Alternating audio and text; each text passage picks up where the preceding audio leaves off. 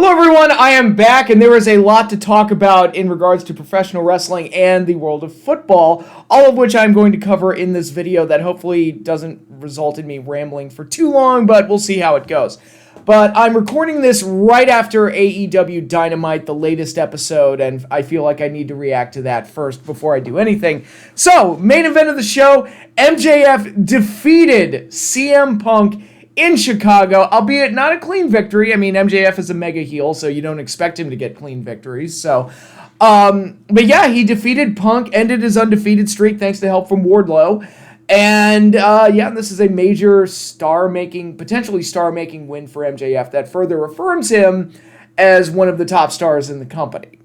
So, very good move, very enjoyable match. The false finish that they did about halfway through actually fooled me. I was like, oh my god, are they really doing that as the finish?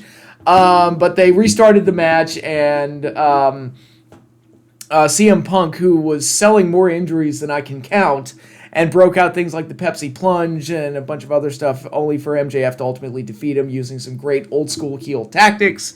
Was very nice to see, and overall, very enjoyable match. Probably my favorite Punk match since he's been in AEW, which is a very good thing. I think they probably should or could have saved the match for pay-per-view, but they can elevate it to something bigger because next week they're doing Hangman versus Lance Archer in a Texas death match for the AEW Championship.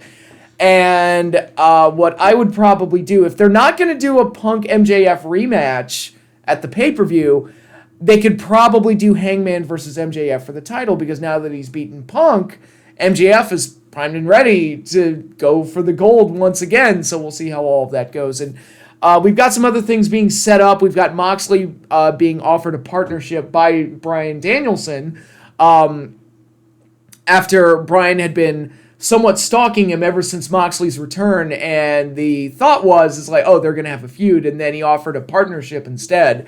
And it's like, ooh, that's, well, not what I expected. I still expecting to see a match happen between the two, but the story took a little bit of a detour that I wasn't quite expecting, so we'll see how all of that goes. So yeah, I got some stuff to look forward to, and AEW, I felt delivered tonight on a really big match that had been built up for quite a while now, a couple months, and hopefully they're able to continue to do those things moving forward, because I gotta say, last week's Beach Break or whatever it was called, which, why the hell are they having a beach themed pay-per-view, not pay-per-view, but a special event in the middle of winter when it's like super freaking cold for most of the country? I don't understand what the thought process is there. Doesn't make a whole lot of sense to me. It's like, say what you want about WCW.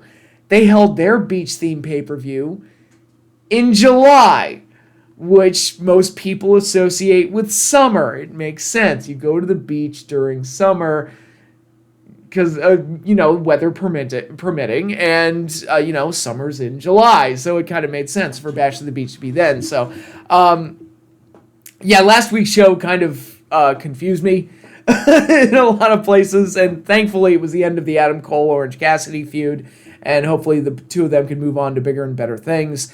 And yeah, things are just kind of chugging along for AEW right now. But this MJF Punk match was the first thing they've done in a few weeks that kind of knocked my socks off. So that was really good, and I wanted to praise them for that. So bunch of other things going on. I guess I should talk about Bryan Kendrick, and what happened there. Apparently, he was supposed to make his AEW debut tonight and got pulled from the show when offensive comments that he made from over a decade ago resurfaced, and that was enough to get Tony Khan to pull him from the event. And I'm just like, should there be like a statute of limitations for like offensive comments? Because I gotta tell you, and I wasn't the meanest or edgiest guy when I was in high school, but I said some shit in high school that if I had put it on social media, because I went to high school before social media was a thing, I was around when Facebook first started as a college thing, and I kind of miss that. It was much better back then. I remember when they added the news feed to Facebook, and everybody kind of lost their minds. It's like, oh, stalking made easy thanks to Facebook. But But like someone like me, I said some shit back in high school that would probably get me fired today had I posted it on Twitter if somebody had gotten a recording of me. I won't repeat any of those things because I was, said things when I was young, angry, and stupid, and nobody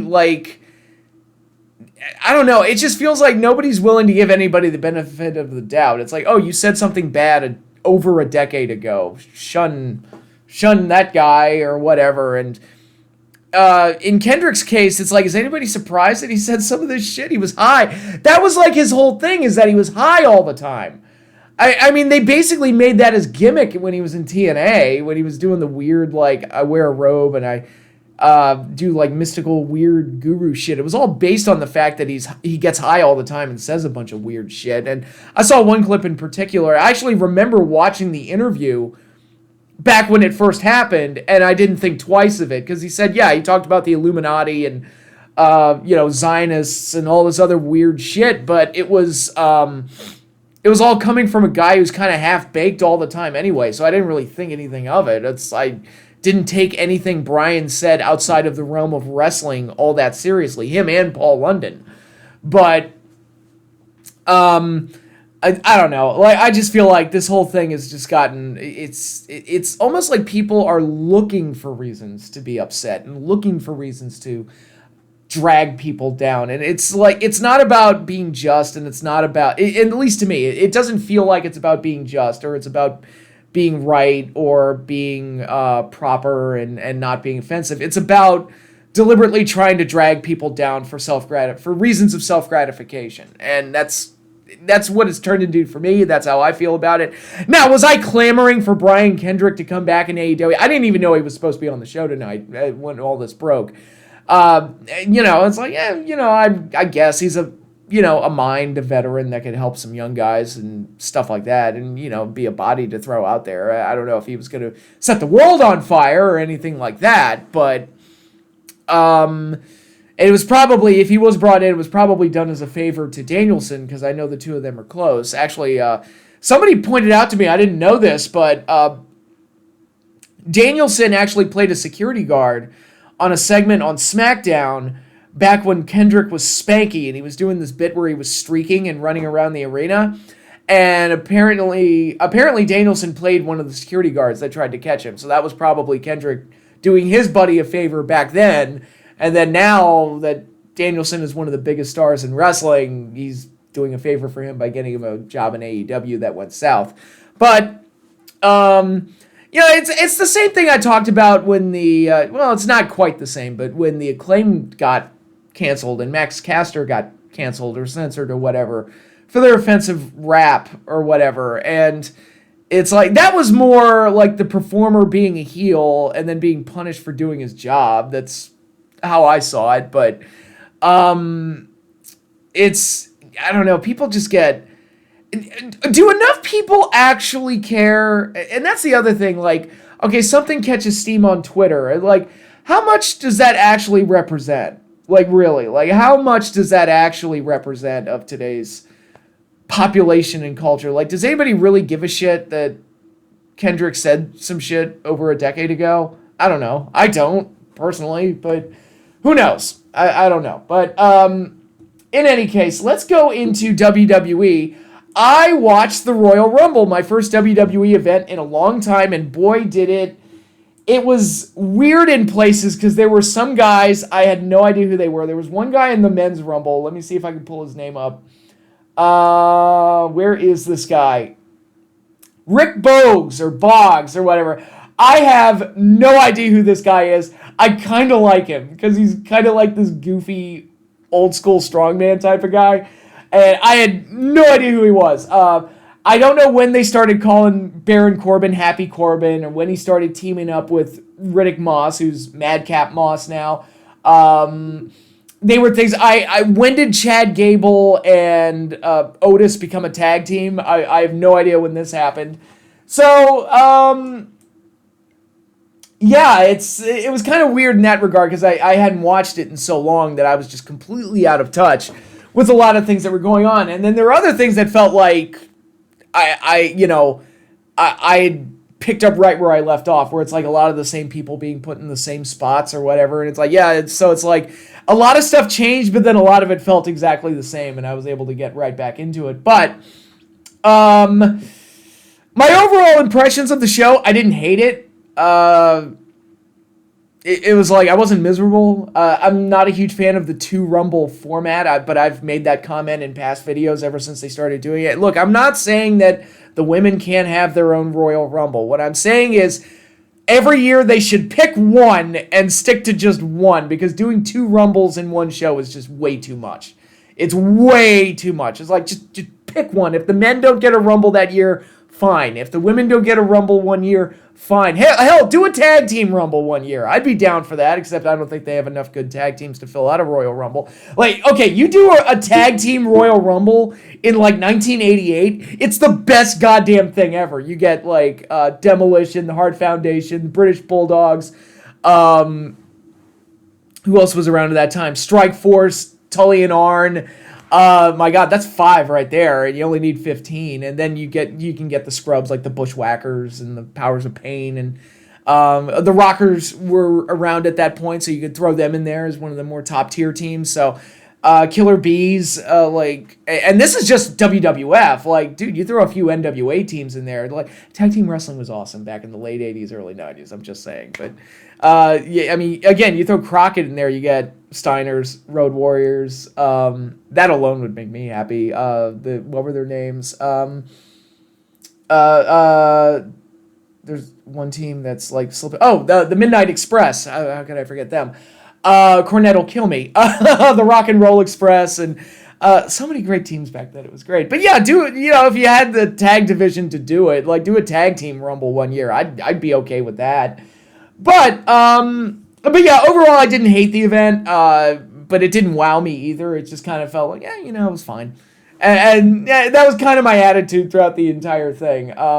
Probably the best match was the opener for the Universal Championship. Seth freaking Rollins, which I don't like that rebranding, taking on Roman Reigns in a battle of former Shield members. I liked what I saw from a lot of the build-up where they referenced the history of the Shield and even name-dropped Jon Moxley to give it a little bit more credibility.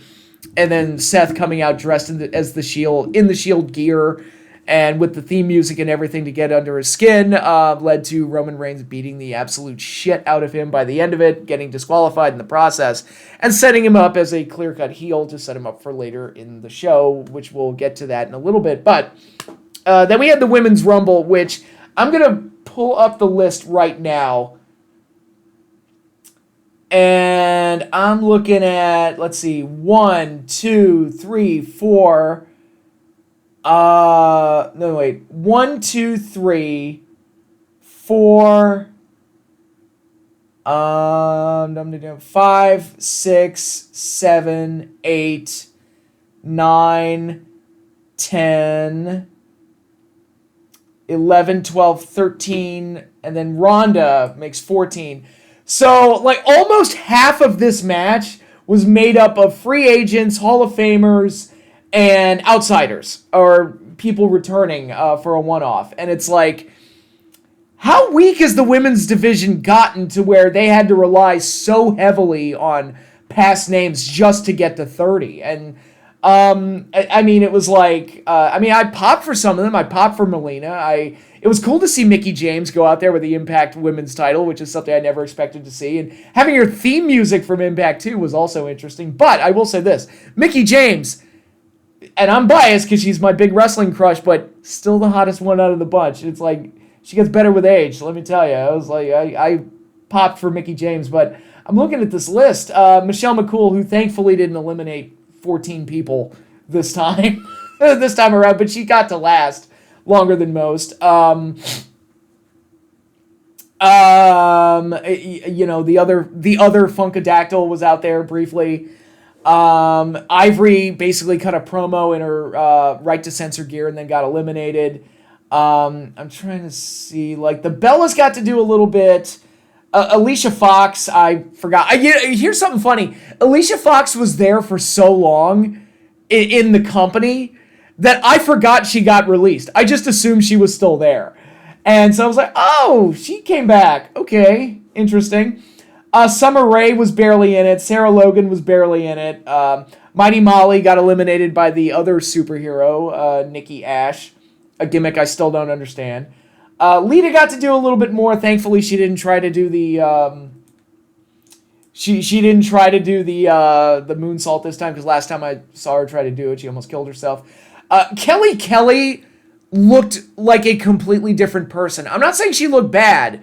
I'm saying she walked out there and I did not know it was Kelly until the name popped up on the screen. I was like, oh, she looks completely different. Like a completely different person. I don't know if it's her makeup or she's had plastic surgery or what. I have no idea. She still sucks because she got like a gigantic botch.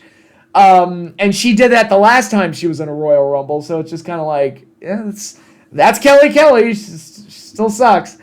But this match relied so heavily on the past to try and create any kind of intrigue that it was like, what was the point of even having it? Because it really reduces the number of people that you believe could actually win this thing, because the one-offs are not going to win this thing. Mickie James was not going to win this thing, and that was obvious.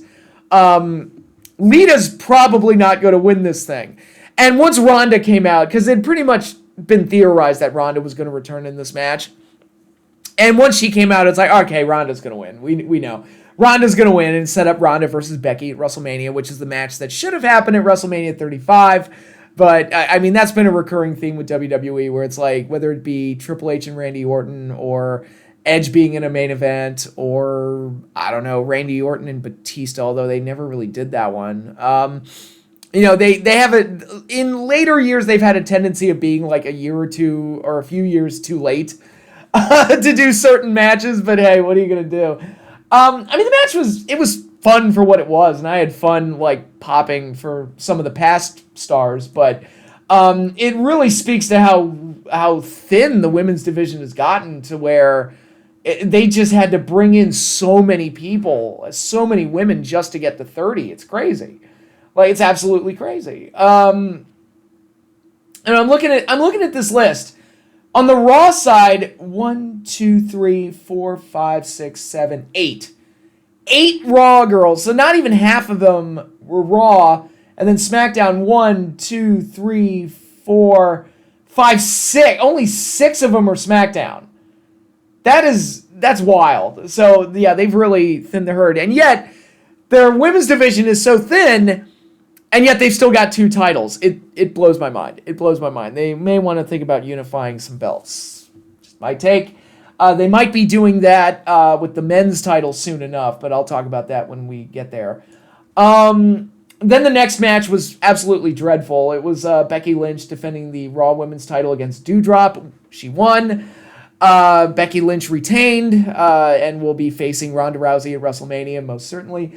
Under normal circumstances, this match probably would have been okay, but it's in that post-Royal Rumble death spot where if you have to immediately follow the Royal Rumble, your match is going to suffer horribly, because the Royal Rumble itself is so long and so high energy and requires so much fan participation just with the constant countdowns. It's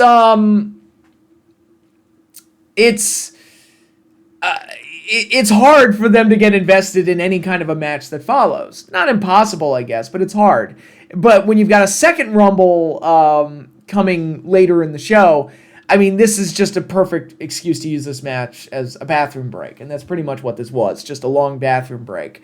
And I knew Becky was going to retain. Everybody knew Becky was going to retain, so the match had no drama either. And it's like, Becky and Doudrop, they're in good company. The same thing happened to AJ Styles and Bryan Danielson, a few years back, when they had to immediately follow a Royal Rumble match, and they had this long, drawn-out match that probably would have been solid under normal circumstances, but because they had to follow a Royal Rumble, nobody gave a shit, and we were all just exhausted from watching the Rumble. So you get an hour-long Rumble, and then you tune in to see a half-hour AJ Bryan match, and it's one of those things where I'm like, who mapped out this show and thought that this was a good idea? I just don't understand. I mean, WWE, and wrestling in general, quite honestly, has not adapted well to the smartphone age in terms of presenting its product, because it should be faster paced, and shorter typically works better. and to capture people's diminishing attention spans. And in wrestling, it's like the matches have gotten longer and longer and longer, and it's just, but that's a whole other thing for another time. Then we had the match that I was looking forward to, and the main reason I checked out this pay-per-view, Bobby Lashley defeating Brock Lesnar thanks to help from Roman Reigns and the traitor Paul Heyman to become the new WWE champion. I thought the match itself was solid. It wasn't quite what I was expecting it to be, and really what I wanted was a kind of something that recaptured the energy and the intensity of the Goldberg-Lesnar match from WrestleMania 33. And this felt like a kind of a slow motion version of that match. And because it hit a lot of the same spots as that match, but did it slower. And so the match was longer, and it wasn't quite as... And, Lashley, I didn't know that he was using the full Nelson as a finisher, which is not a bad thing. I like the full Nelson as a hold the Hurt Lock.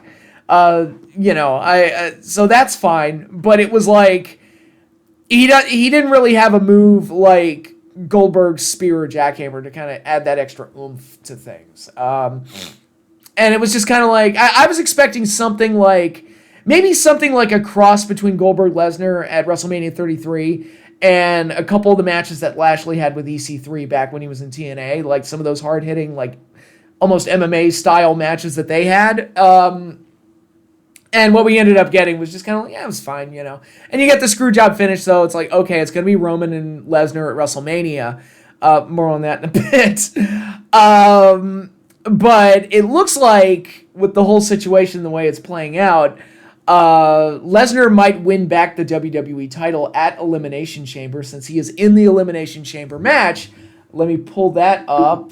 Who's in this match? It'll be Bobby Lashley defending against Brock Lesnar, Seth freaking Rollins, Austin Theory, Riddle, and AJ Styles. And I'd say it's very likely that Lesnar could win back the title and make his upcoming match with Roman Reigns a title-for-title unification match.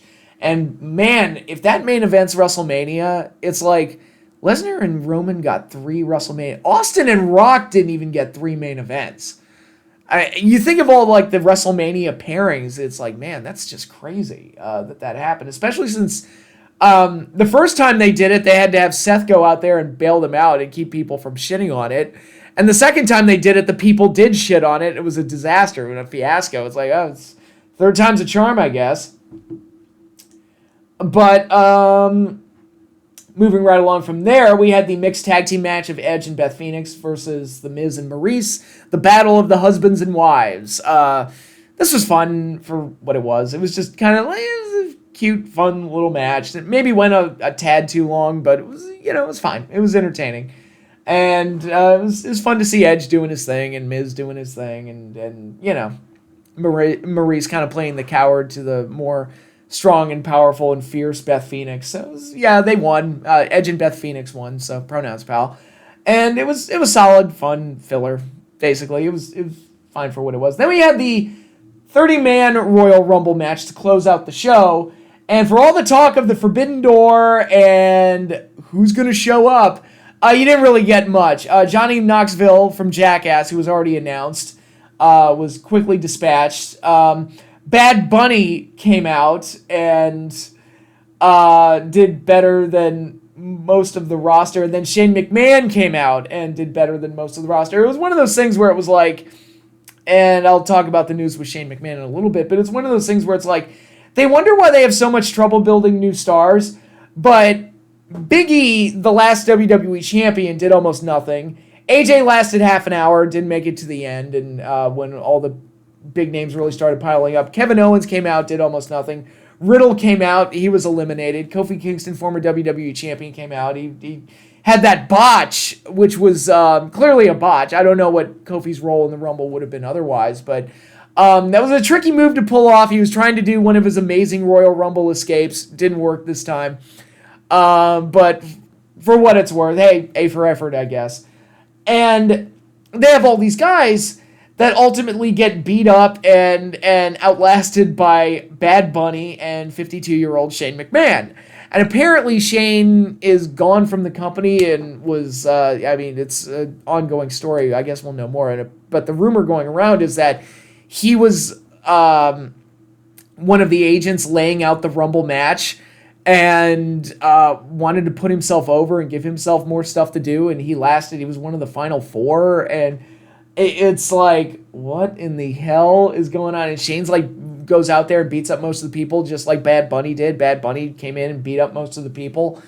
And it's like, and they wonder why they can't create new stars. It's just, look, I like Shane. I mean, if the rumors are true about what was going on backstage, it's like, dude, why do you want to be like the main focus in the Royal Rumble? I don't understand that. And I also read something earlier today that the original plan was for Riddle to win the Royal Rumble.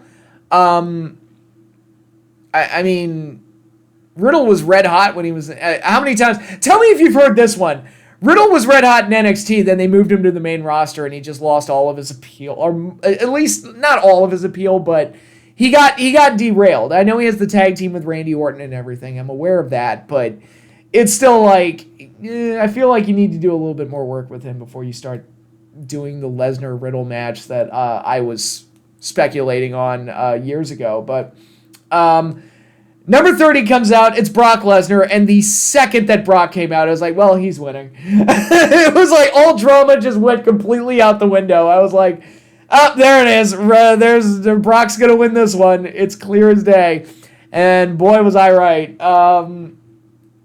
Yeah, that was... God, I wish I'd figured it out, honestly, but I don't think I knew that... I didn't know that Lesnar, I don't think we had a full list of all the participants in the Rumble, so, but I wish I'd kind of like put 2 and 2 together. It's like, oh, he lost to Lashley, so he's going to go into the Rumble and go for the other title, and now it looks like they're going to set him up to win the title back, and it'll be champion versus champion at WrestleMania. We'll see how all that plays out, but, yeah, the Royal Rumble, I know a lot of people are shitting on this match, this Royal Rumble match. I don't think it's as aggravating as some of the past ones in recent memory, like the one that Batista won or the one that Roman Reigns won, when absolutely fucking no one wanted that. It wasn't as bad as those. I just thought it was a largely uneventful Rumble. And I don't know, it's weird to me, like the Marathon Man used to be such a big deal in the Royal Rumble and would always lead to like a really good performance. Like you look at Ted DiBiase in 1990 or Ric Flair in 92, which is probably the most memorable. Kane in 2001, which is still my favorite Royal Rumble performance of all time. You look at that, and then you look at the 2 Rumbles here. AJ was in there for, let's see, almost half an hour, and it's like there were points in the match where I forgot he was out there. Bianca Belair, I think, how long was she in there? Because I felt like she was in there a really long time. She was in there 47 minutes, and there were points where I forgot she was out there, which I guess from a kayfabe standpoint, it makes sense that if you're lasting a long time, it means you're hiding from the competition and keeping a low profile. So I guess that makes sense, but for the entertainment of the audience, it's actually more fun to see the heels kind of hold on by the skin of their teeth and then finally get eliminated after 40, 50 minutes when you've been begging for it. Or a babyface valiantly fighting through everything to try and survive as long as they can in the Royal Rumble, putting on this heroic performance. And it's, I don't know, I just feel like the Marathon Man concept just hasn't been as well executed. I don't know, like it's just, it doesn't work for me as well as it has in past years with the examples I listed. There's the man that we're not supposed to remember who won in what was probably my favorite Royal Rumble match in 2004, and a bunch of other things like that. So, I don't know, it's just food for thought, I guess, but I know a lot of people are crapping on this Royal Rumble match. I wasn't disgusted with it or anything, and I wasn't like angry when it was over. I was just kind of like, that was uneventful. That was kind of how I felt. I was like, that was the thing that happened. Okay, cool. I wasn't as angry as I was, again, the year that Batista won or the year that Roman won, and everybody just completely shat themselves in anger. But that is how it goes. Will I be watching Raw, SmackDown moving forward? Probably not. But I'll check out WrestleMania because I check out WrestleMania every year. But it's like, man, WWE's a lot more enjoyable when you don't watch week to week. And, you watch the pay-per-view, I feel like they at least mostly caught me up on everything. So it's fine. It's fine. I also saw the GCW pay-per-view, the World on GCW, World spelled WRLD. WRLD because I guess vowels are uncool or something. And it was a very weird show. It had the feel of like a high budget indie, but it also had the feel of a show that was like struggling to find its identity. And I'm not going to go through every single match, but it's like it had a little bit of like ROH technical wrestling. It had a lot of like hardcore insanity. It had a multi-person ladder match. Would you expect those to be car wrecks? It had kind of like an old school Memphis style match with Jeff Jarrett taking on Effie. So it was kind of like I don't know. There was no real identity to the show. It was just trying to be like a potpourri of professional wrestling, which sometimes can work. But I didn't get a feeling of like advancing storylines or anything, any kind of identity for GCW as a whole. It was just a okay pay-per-view that I watched, and that was pretty much it. So I don't know. Will I be going back to GCW? If they do anything good or big and it makes headlines, I might check it out. But this show, I was just kind of like, you know.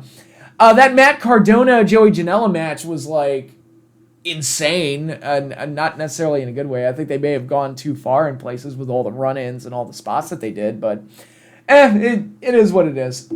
And the pop for Nick Gage at the end was kind of cool, just because Nick Gage is big in those circles. But the show was like, if I had to give the Royal Rumble a grade, I'd probably give it a C. If I had to give GCW's pay-per-view a grade, I'd probably give it a C. It was just kind of like, they're fine.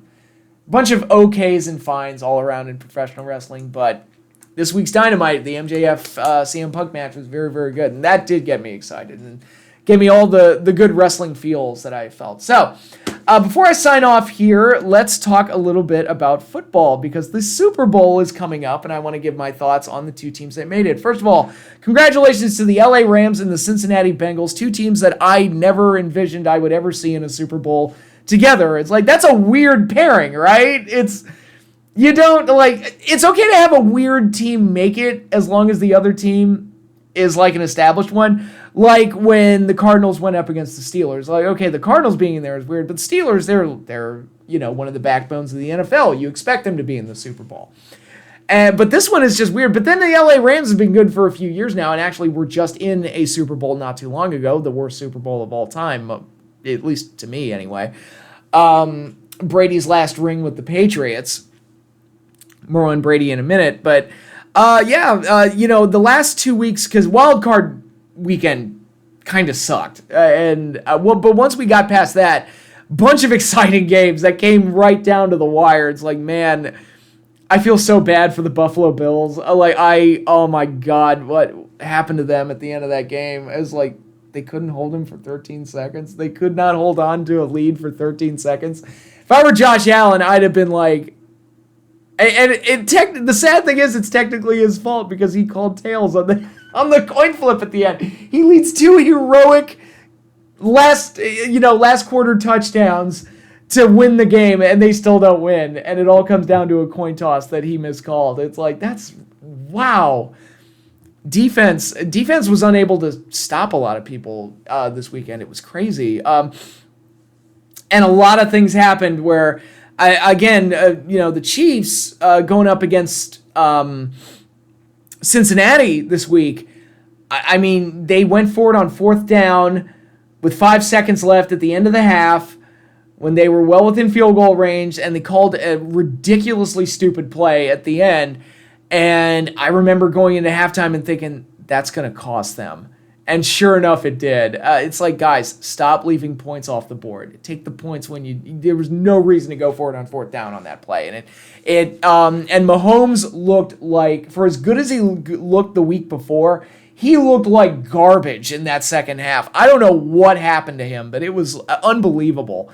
Like, he looked like he was afraid to throw the ball. He looked like he never threw it away when he absolutely should have thrown it away. It was just, I don't think I've ever seen Mahomes play that poorly. It was unbelievable. Even last year's Super Bowl where he got beat, I don't think I'd ever seen Mahomes play that poorly, and it was unbelievable to me.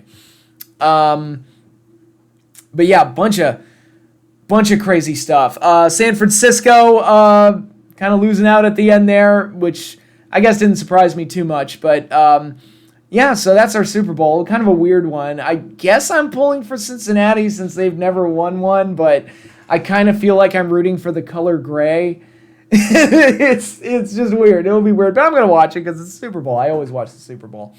At least I got 2 exciting weekends of football between divisional weekend and championship Sunday. It was a lot of fun, a lot of great games. And I guess a big thing to talk about is how things are going to change moving into the next season because, the Giants are basically had to clean house in the front office, and we'll see how our new coach works out. We'll see how our new GM works out and everything. It's like, oh boy, another year. Let's see how it all goes. I don't know. I'm not very confident. Like, look, we were 4-13 this year, 4-13. If we can get up to 7 if we can get up to 7 wins next year, I'll call that a win. It's like, can we get an upward trajectory? I'm not having high expectations here. And the Washington football team got their new name, the Commanders. So they decided that it was racist to call themselves the Redskins, so they named themselves after the people that killed the Native Americans. So much better. I've also, I as a G.I. Joe fan, I also appreciate all the Cobra Commander jokes I've seen floating around. Like Cobra Commander in burgundy and gold, and I'm like, yeah, that's pretty cool. I like that. But yeah, the name is stupid. The Washington football team is stupid. Their organization is stupid. Their owner's stupid, and I will enjoy mocking them forever and ever until the day I die.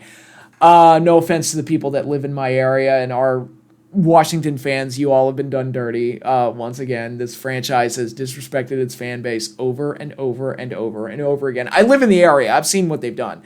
Dan Snyder's an asshole. I've seen it, and it's just constant bitch slapping from this team to you guys. I'm so sorry. Like, at least, the Giants are bad, but at least they don't disrespect the fans' intelligence. They just put together some shitty teams, and they acknowledged it. Like, Mara released a statement. It was like, yeah, we're embarrassed, and I don't blame the fans for being embarrassed. They should be mad at us. They should be booing me.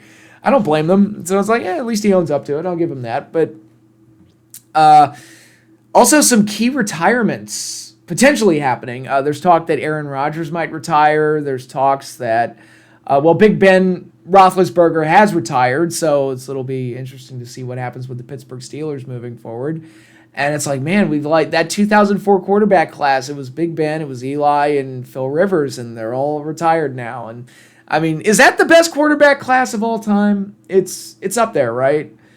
I mean, I know Phil Rivers never got a Super Bowl ring, which, that's another discussion for another time. Would the Giants have won those 2 Super Bowls and possibly more Super Bowls had Phil Rivers played in New York? I don't know. What I do know is that Phil Rivers had some very good teams in San Diego and couldn't make it happen. Had LT to hand the ball, LaDainian Tomlinson to hand the ball off to, and couldn't make it happen. So, food for thought. So who knows? But it's weird. Aaron Rodgers, who's been there, I remember when he took over for Favre, and I was like, he's going to be the new hotness. And he did win a Super Bowl, so he's got that under his belt. But it's like, for whatever reason, it's like he had an MVP caliber season, then gets to the playoffs and has this limp dick weak game against San Francisco, and it's like, what the hell happened? What happened to Aaron Rodgers? Interestingly, both number 1 seeds lost divisional weekend. Tennessee being the other one for the AFC, and it's like, man, this is weird. I don't know. Maybe getting the bye week was bad for their momentum. I don't know, but it was strange. But it's going to be interesting watching next year without Big Ben, without Aaron Rodgers, and without this other confirmed retirement. Tom Brady, 7-time Super Bowl champion with 2 teams, New England Patriots and the Tampa Bay Buccaneers. And it's, I have conflicted feelings about this because for most of his career, I've hated Tom Brady, as most of the country has hated Tom Brady. And there's elements of his legacy that are kind of marred in some kind of controversy, whether it be the Tuck Rule game or some other questionable calls and penalties or Deflategate and various other things. But I mean, Tampa Bay Tom Brady, I kind of liked him. It's like, I was just starting to like you, and then you leave. It's like, God damn it! Like, come on, man.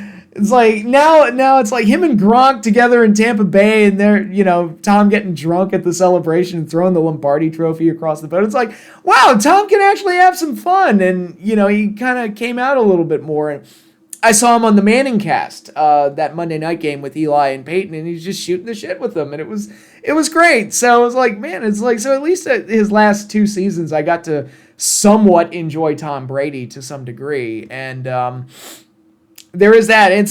Is Tom Brady the greatest of all time? Well, if you base it purely on Super Bowl championships, he has to be, because he has more Super Bowl rings than himself. He has more Super Bowl rings than any other team has Super Bowls. Like, it's kind of crazy. But again, if you go back and look at his history, he's been the benefactor of a lot of things, a lot of things too. So I don't know. Like, it's one of those things you got to think about. I've been watching the Joe Montana docuseries on Peacock, and to watch how quarterbacks played back then, when the defenses were just allowed to run roughshod over everybody, it's like, man, that's, whoo boy, that is a completely different era. You won't see that anymore. Actually, I was watching it with my fiance, and she was like, we were getting to the clips of the Giants' 80s defense playing up against Montana and the 49ers. She's like, why is the Giants' defense all big and scary? And it's like, yeah, I wish we could have a defense like that today. It'd be awesome. But it's like, yeah, that defense was top-notch shit. It's good shit. I actually got nostalgic looking at those clips. It was like, man, remember when we were good? Remember when we were good? Those are good times. But for what it's worth, I will say this for Tom Brady.